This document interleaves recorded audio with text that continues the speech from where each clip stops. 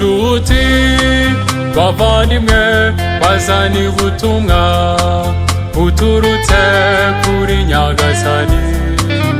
Nshuti bavandimwe bazaniye ubutumwa buturutse kuri Nyagasani.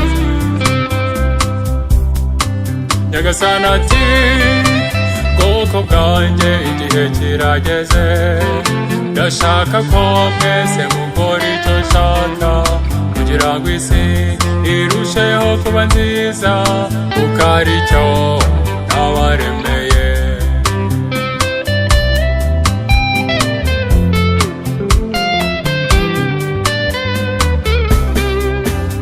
Nshuti hari benshi batagikozwe inzira igana Nyagasani.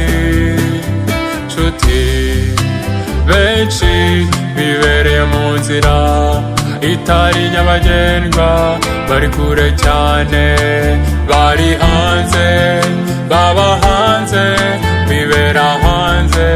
Nyagasani ati igihe kirageze mugaruke mu rugo, igihe kirageze mugaruke mu rugo.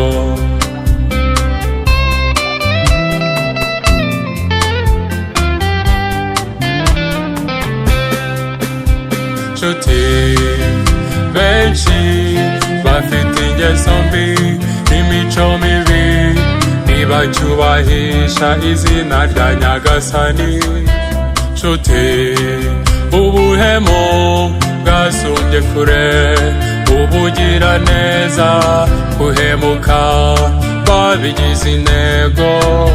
Nshuti garukiraho, hindukira, garuka bwangu, Nyagasani aragutegereje, yicaye ku ntebe y'imbabazi.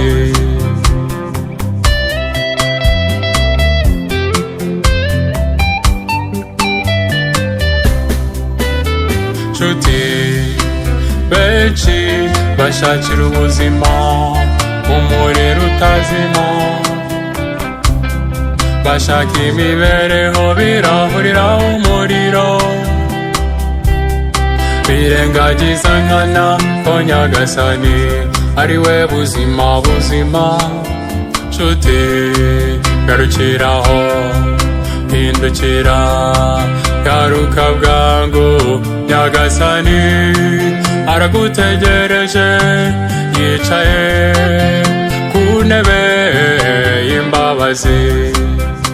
Nshuti garukiraho, hindukira, igihe kirageze ugaruke mu rugo, igihe kirageze ugaruke mu rugo.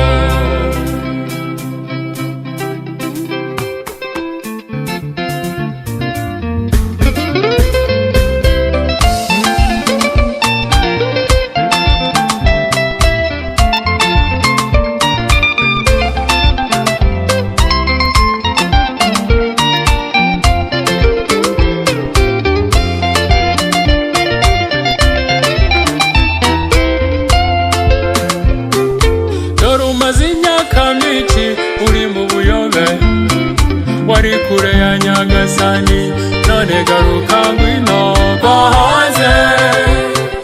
Ngwino Nyagasani aragushaka, gaguha amahoro. Ngwino ngwino ngwino ngwino bahaze.